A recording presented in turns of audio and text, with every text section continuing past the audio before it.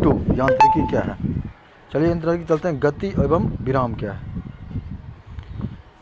कहता है कि यदि कोई वस्तु किसी अन्य वस्तु के सापेक्ष समय परिवर्तन के साथ अपनी स्थिति में परिवर्तन आती है या करती है तो इसे ही वस्तु की गति अवस्था कहते हैं।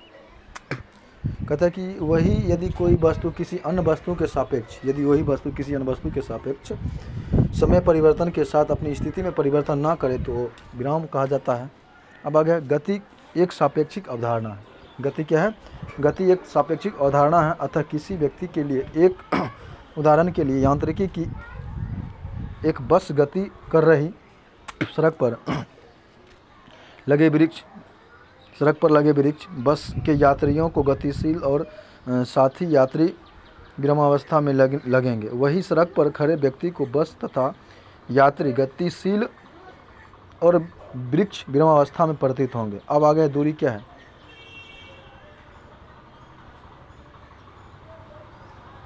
कहता है कि गति करती हुई वस्तु के द्वारा तय की गई संपूर्ण मार्ग की लंबाई को हम दूरी कहते हैं।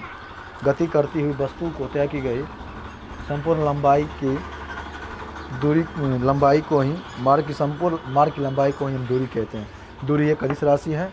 दूरी का मापन सदैव धनात्मक होता है, यानी कि दूरी का मान जो होता है सदैव धनात्मक होता है। विस्थापन क्या है? किसी वस्तु की अंतिम स्थिति और प्रारंभिक स्थिति, किसी वस्तु की अंतिम स्थिति तथा प्रारंभिक स्थिति के बीच की न्यूनतम दूरी जो होती है ना, या लंबवत दूरी होती है, इसी को हम विस्थापन बोलते हैं। विस्थापन सदिश राशि है। विस्थापन का मान धनात्मक, ऋणात्मक, शून्य कुछ भी हो सकता है।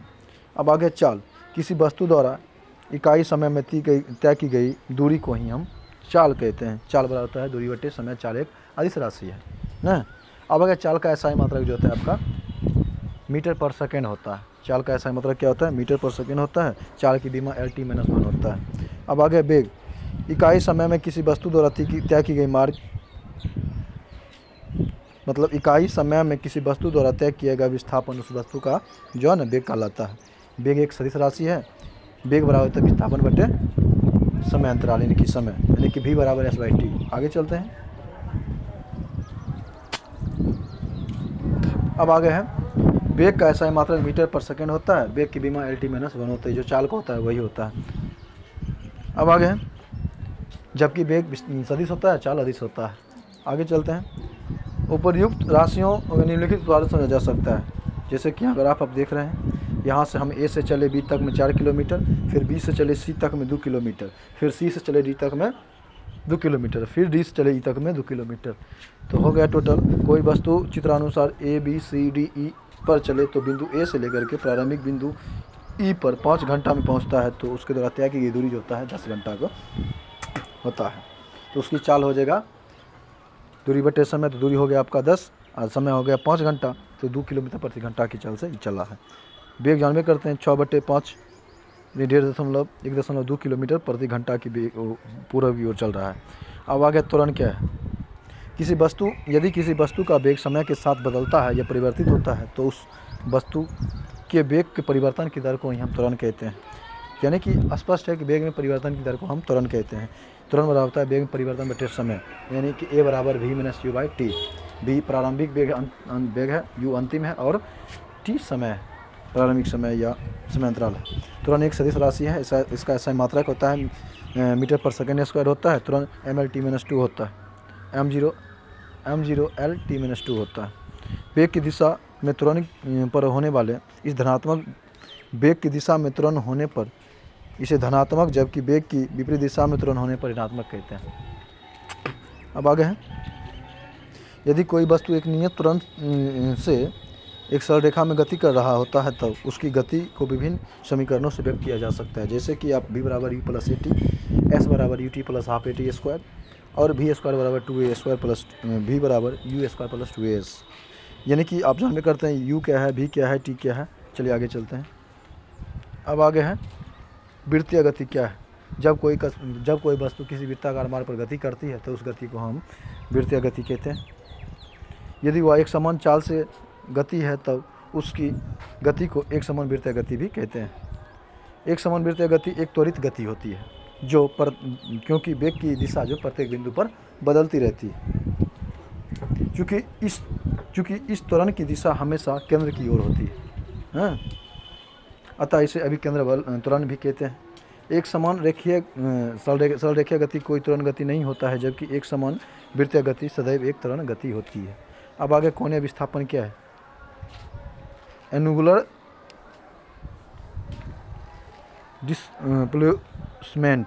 डिस्प्लेसमेंट। अब आगे वृत्तीय गति। कहते हैं कि वृत्तीय गति के अधीन कोई वस्तु अपनी प्रारंभिक स्थिति के सापेक्ष जितने कोण घूमती है उसे कोणीय विस्थापन कहा जाता है। कोणीय विस्थापन एक सदिश राशि है।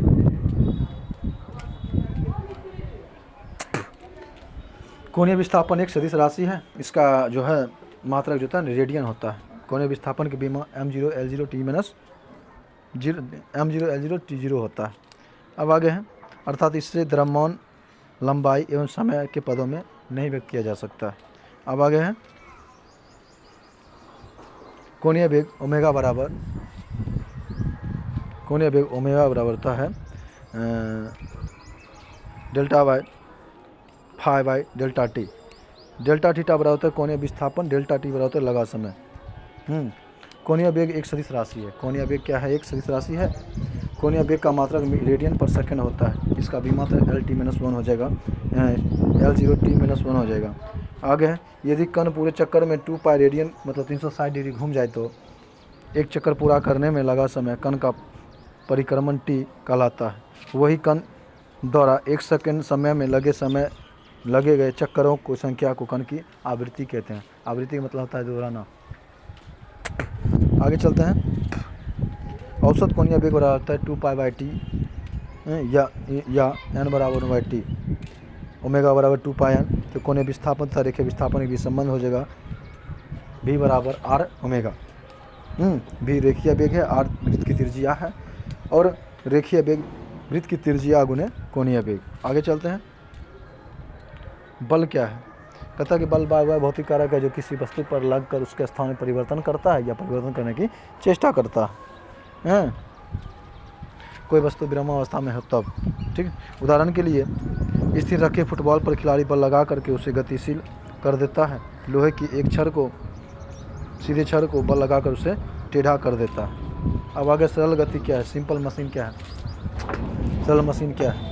पता कि सरल मशीन वह बल आघूर्ण के सिद्धांत पर काम करने वाली एक ऐसी युक्ति है जिसकी सहायता से सुविधाजनक बिंदु पर जो है बल लगा करके किसी वस्तु पर कोई काम किया जा सकता है, जैसे कि घिरनी हो गया, स्क्रू जैक हो गया, आनत तल हो गया, उत्तोलक हो गया, ये सब। आगे चलते हैं। उत्तोलक क्या है? उत्तोलक सरल मशीन का एक उदाहरण है। यह एक ऐसी सीधी या टेढ़ी छड़ होती है जो किसी बिंदु पर किसी निश्चित बिंदु के परिता स्वतंत्रतापूर्वक घूमता है, उसे उत्तोलक कहते हैं। उत्तोलक उदाहरण चिमटा, प्लास, गिलासी, सिडासी, कील उखाड़ने की मशीन, कैंची, ये सब होता है आपका उत्तोलक। आगे चलते हैं। उत्तोलक के कई टाइप हैं। उत्तोलक के 3 प्रकार हैं।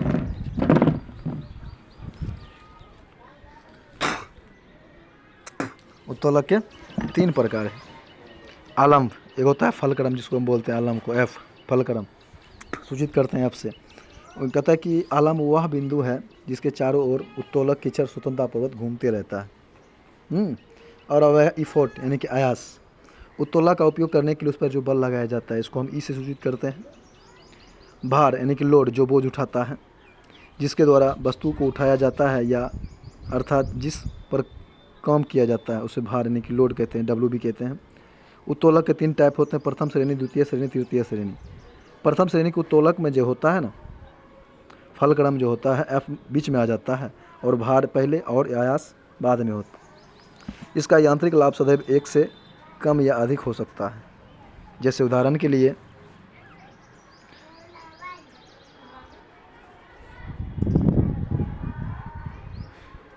कैंची, पिलास, सिडासी, कील उखाड़ने की मशीन, झूला, हेड पंप, ETC। आगे चलते हैं। अब जानिए द्वितीय श्रेणी के उत्तोलक क्या है। द्वितीय श्रेणी के उत्तोलक में जो होता है ना, भार W बीच में आ जाता है, यानी कि फलक्रम यानी कि आलम्ब F और आयास E के बीच में भार आ जाता है। इसका यांत्रिक लाभ जो है सदैव 1 से अधिक होता है।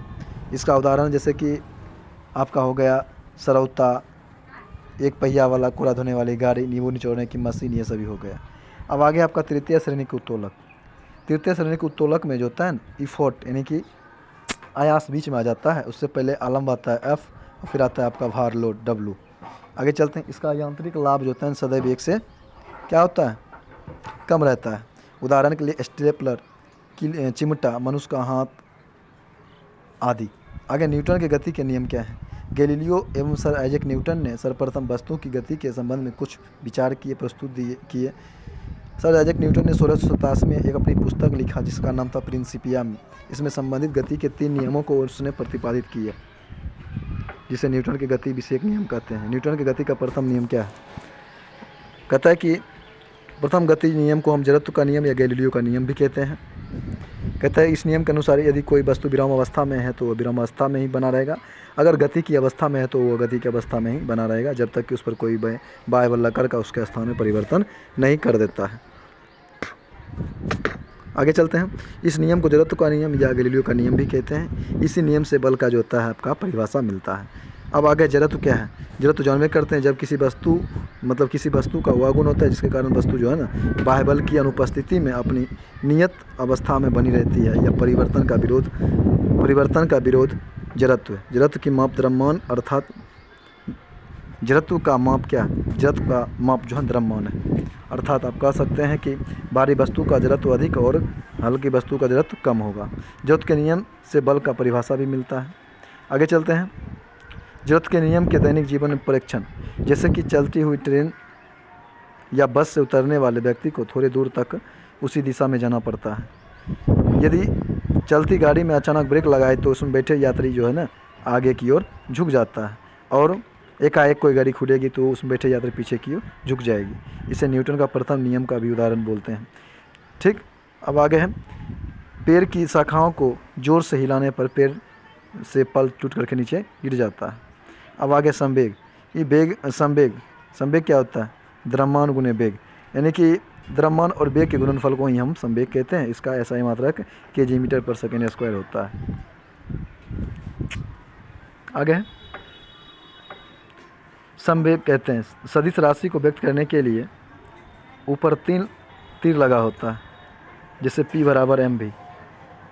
अब आगे यदि कोई वस्तु का वेग समान हो तो भारी वस्तु का संवेग अधिक होगा, और परंतु 2 समान भारी वस्तुओं में जिसका वेग अधिक हो उसका संवेग अधिक होगा। अब गति का दूसरा का नियम क्या है, सेकेंड लॉ ऑफ मोशन। कहता है कि इसके अनुसार किसी वस्तु के संवेग परिवर्तन की दर उस पर आरोपित असंतुलित बल के अनुक्रमानुपाती होता है। अर्थात आप कह सकते हैं कि यह उसी दिशा में होती है जिस दिशा में बल काम करता है। मान लीजिए कि आप F द्रव्यमान की कोई वस्तु है और उस पर प्रारंभिक वेग u है और अंतिम वेग जो है v लग रहा है, समय t है। समय t समय तक निश्चित बल F लगाने पर उसका वेग v हो जाता है। तब प्रारंभिक एवं अंतिम वेग P1 = mu और P2 = mv होगा। तो संवेग परिवर्तन की दर P' = P1 जोड़ P2, P1 घटा P2 घटा P1, तो v घटा m1, mv घटा mu, तो m कॉमन ले लीजिएगा तो आपका v - u हो जाएगा। गति के दूसरे का नियम के अनुसार संवेग परिवर्तन की दर उस पर लगाया गया बल F समानुपाती p/t हो जाएगा, यानी कि F समानुपाती m × v - u/t। अर्थात आप कर सकते हैं इस नियम से बल का व्यंजक प्राप्त होता है। F = ma जैसे होता है त्वरण। चलिए, बल एवं त्वरण का SI मात्रक जो होता है ना। अब आगे है आपका उपरोक्त समीकरण से यह द्रव्यमान 1 किलोग्राम त्वरण में 1 मीटर/सेकंड² है, तो हम कह सकते हैं कि 1 न्यूटन का बल काम कर रहा है, जो 1 किलोग्राम वस्तु में 1 सेकंड के लिए त्वरण उत्पन्न कर देता है। F = m × v/u/t। अगर आप 0 हो जाएगा तो t, यदि F = 0 तो किसी भी समय t पर v = u हो जाएगा। अर्थात आप कह सकते हैं कि वस्तु समान वेग से u से चलते रहेगी, और u शून्य हो तो v भी शून्य हो जाएगा, अर्थात विरामावस्था में रहेगी। गति के दूसरे का नियम के अनुसार क्रिकेट के खेल में क्षेत्र रक्षक जो होता है, प्लेयर जो होता है, जब तेज़ी से आती गेंद को कैच पकड़ता है तो अपने हाथ को पीछे की ओर लेता है ताकि उसका स्थिर कैच करता है, ताकि अपने हाथों को गेंद के वेग की दिशा में पीछे की ओर करते हुए गेंद को पकड़ा जा सके। आगे है।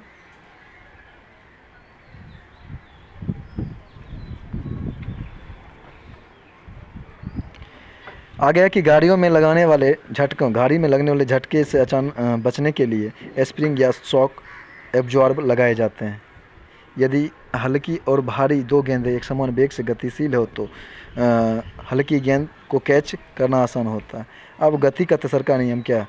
Third law of motion, action reaction, क्रिया प्रतिक्रिया का नियम भी इसको बोलते हैं। अब आगे गति के तीसरा नियम अनुसार कहता है कि क्रिया के बराबर विपरीत दिशा में प्रतिक्रिया होती है। प्रतिक्रिया को उसके बराबर तथा विपरीत दिशा में प्रतिक्रिया होती है। अब आगे उदाहरण के लिए आप बंदूक से जब गोली दागी जाती है, चलाई जाती है तो हमें पीछे की ओर झटका लगता है। नाव पर से जब हम किनारे पर कूदते हैं तो नाव पीछे की ओर हट जाता है। रॉकेट की गति इससे निकलने वाले तीव्र गैसीय निकास की प्रक्रिया होती है। नाव को जल में चलाने के लिए चप्पू को जल को पीछे की ओर धकेलना पड़ता है। आगे है, जब हम अपने भार का जो अनुभव करते हैं वह भी प्रतिक्रिया का बल का उदाहरण है। संवेग संरक्षण का सिद्धांत क्या है? न्यूटन के गति के द्वितीय तथा तीसरा नियम से संवेग संरक्षण नियमों के सम्मिलित प्रभावों से संवेग संरक्षण के नियम प्राप्त किया जा सकता है। इसके अनुसार यदि कणों के किसी समूह या निकाय पर कोई बाह्य बल न लग रहा हो तो उस निकाय का कुल संवेग नियत रहता है। संवेग संरक्षण के नियम के अनुसार आप कह सकते हैं रॉकेट प्रणोदक रॉकेट का उड़ना क्रिया प्रतिक्रिया एवं संवेग संरक्षण के सिद्धांत पर काम करता है। रॉकेट का ईंधन जब जलता है तो तीव्र गति से गैस बाहर निकलता है जो प्रतिक्रिया स्वरूप रॉकेट को ऊपर धकेलता है। रॉकेट ईंधन का नियत वेग से दहन होने पर संवेग परिवर्तन की दर भी नियत रहती है, पर जैसे जैसे रॉकेट जो होता है उड़ता है इसमें ईंधन का दहन होने से रॉकेट का द्रव्यमान कम हो जाता है, जिसके कारण संवेग संरक्षण के नियमानुसार रॉकेट के वेग व त्वरण में वृद्धि हो जाती है। संवेग संरक्षण के कारण ही जब कोई वस्तु किसी नाव में कूदता है तब नाव पीछे की ओर हट जाती है। मान लीजिए कि माना कि यदि व्यक्ति m द्रव्यमान और नाव का द्रव्यमान mn है तो व्यक्ति का भार वेग हो जाएगा mv हो जाएगा। वेग इससे आने वाला मतलब व्यक्ति mv वेग से आगे कूदता है तब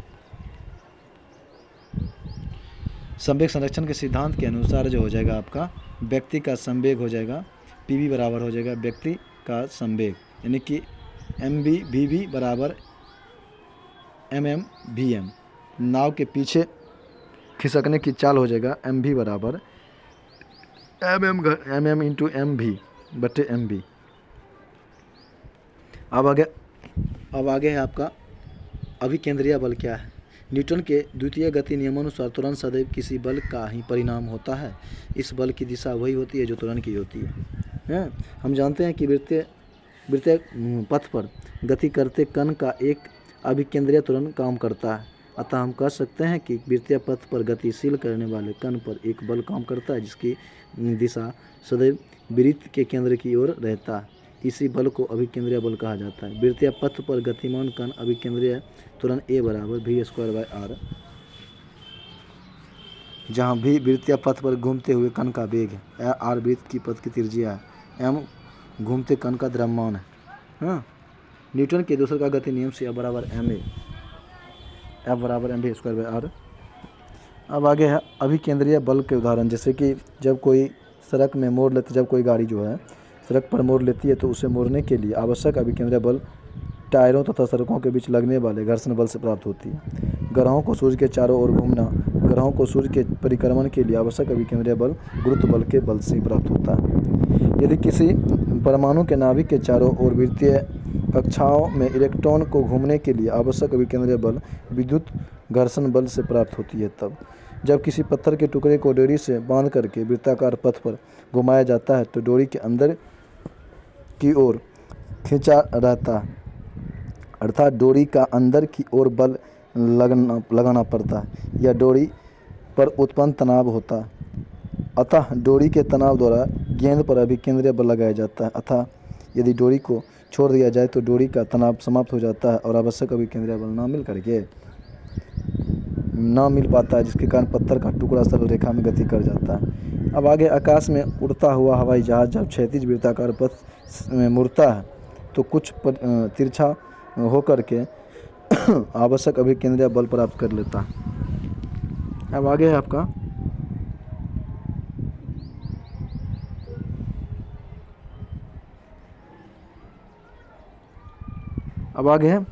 अपकेंद्रीय बल। न्यूटन के तेसरका गति के नियम के अनुसार अभिकेंद्रीय बल की प्रक्रिया स्वरूप एक बल उसके विपरीत दिशा में काम करती है, केंद्र की बाहर की ओर लगता है। इसी को हम अपकेंद्रीय बल कहते हैं। अपकेंद्रीय बल के उदाहरण है यदि कोई व्यक्ति किसी घूमती हुई वस्तु पर स्थित हो, जैसे कि हो गया चक्रीय झूला हो गया, तो वह बाहर की ओर एक बल अपकेंद्रीय बल अनुभव करेगा। यदि वह झूले को हाथ से न पकड़े तो बाहर की ओर भी गिर सकता है।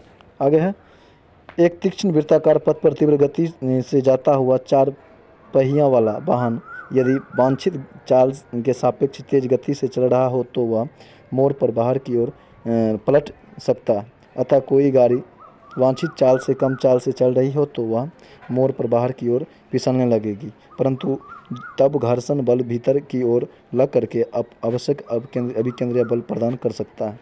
जैसे कि दूध से मक्खन निकालने की मशीन या वॉशिंग मशीन, ये सभी अपकेंद्रीय बल के सिद्धांत पर ही काम करती है। विभिन्न द्रव्यमान के कणों को पृथक करने के लिए यांत्रिक अपकेंद्रीय बल कहते हैं। वॉशिंग मशीन में और दूध से मक्खन निकालने की मशीन वास्तव में इसी के उदाहरण है। अब बलाघूर्ण क्या है? बलाघूर्ण, जब किसी पिंड को कोई बाह्य बल किसी वस्तु के परितः घूमने का प्रयास करता है तो बल की स्थिति प्रकृति बल आघूर्ण कहते हैं। किसी अक्ष के परितः एक बल का बल आघूर्ण उस बल के परिणाम एवं अक्ष से बल की प्रक्रिया रेखा की लंबवत दूरी के गुणनफल के बराबर होता है। आप कह सकते हैं बल आघूर्ण बराबर होता है बल गुणे भुजा, बल गुणे भुजा, यानी कि बल की अक्ष की दूरी।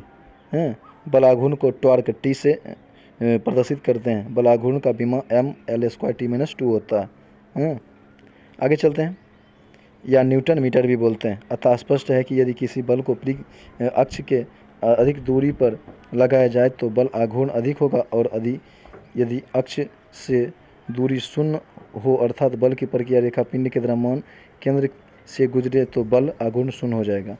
इस दशा में पिंड को घुमाया नहीं जा सकता है, उस पर कितनी बल क्यों न लगाया जाए। अब आ गया द्रव्यमान केंद्र क्या है? वह बिंदु जो किसी पिंड में विपरीत द्रव्यमान की मध्य स्थिति प्रदर्शित करे द्रव्यमान केंद्र कहलाता है। किसी वस्तु का समस्त द्रव्यमान उसके द्रव्यमान केंद्र पर स्थित माना जा सकता है। बल आघूर्ण का उदाहरण है अनुप्रयोग, जैसे कि स्क्रूज ड्राइवर द्वारा पेंच को आसानी से घुमाया जाता है। रिंच द्वारा नट बोल्ट को आसानी से घुमाया जा सकता है। हेड पंप के हत्थे को लंबे रखना, इससे हेड पंप चलने में आसानी होती है। बल युग्म क्या है? कोबल क्या है? कबल। आगे चलते हैं, दो बराबर तथा विपरीत समानांतर बल जिनकी क्रियाएं रेखाएं भिन्न भिन्न है किसी वस्तु पर लगाए जाए तो उस वस्तु को घुमाने का प्रयत्न करते हैं। इस प्रकार के बलों के जोड़ों को बल युग्म कहते हैं। दो बलों की क्रिया रेखाओं की लंबवत दूरी को बल युग्म भी कहा जाता है। बल युग्म का आघूर्ण क्या है? बल युग्म के किसी एक बल तथा बल युग्म की भुजा के गुणनफल को बल युग्म आघूर्ण कहते हैं। अर्थात आप कह सकते हैं कि बस अथवा कार के स्टीयरिंग को घुमाने में आरोपित बल युग्म का उदाहरण है। जड़त्व आघूर्ण क्या है? पिंड का वह गुण है जिसके कारण वह किसी अक्ष के परितः घूमने में किया जाने वाला परिवर्तन का विरोध करता है। पिंड का घूर्णन अक्ष के परितः जड़त्व आघूर्ण कहलाता है। जिस प्रकार रेखीय गति में द्रव की भूमिका होती है उसी प्रकार घूर्णन गति में जड़त्व आघूर्ण की भूमिका होती है। जब कोई वस्तु किसी निश्चित कक्ष के सापेक्ष घूर्णन करती है तब उससे वस्तु के प्रत्येक बिंदु के द्रव्यमान तथा अक्ष से बिंदु की दूरी के वर्ग के गुणनफल का उपयोग उस वस्तु का अक्ष के सापेक्ष जड़त्व आघूर्ण करता है। जड़त्व आघूर्ण बराबर आप बोल सकते हैं द्रव्यमान गुणे अक्ष की दूरी के स्क्वायर हैं। अब आगे है, यदि अतः किसी पिंड का जड़त्व आघूर्ण उसके आकार प्रकार एवं उसके अंदर द्रव्यमान के विपरीत की प्रकृति पर वितरण की प्रकृति पर निर्भर करता है। जड़त्व आघूर्ण का अनुप्रयोग, रस्सी पर करतब दिखाने वाला नट रस्सी पर संतुलन बनाए रखने के लिए लंबी लाठी का उपयोग करता है। इसके कारण लाठी जो है सही लाठी सहित उसका जड़त्व आघूर्ण बहुत अधिक होता है और वह चलते समय जो है उत्पन्न थोड़े थोड़े असंतुलित बल को अपनी संतुलन में कर लेता है। अब आगे कोणीय संवेग जो हम अगले दिन देखेंगे।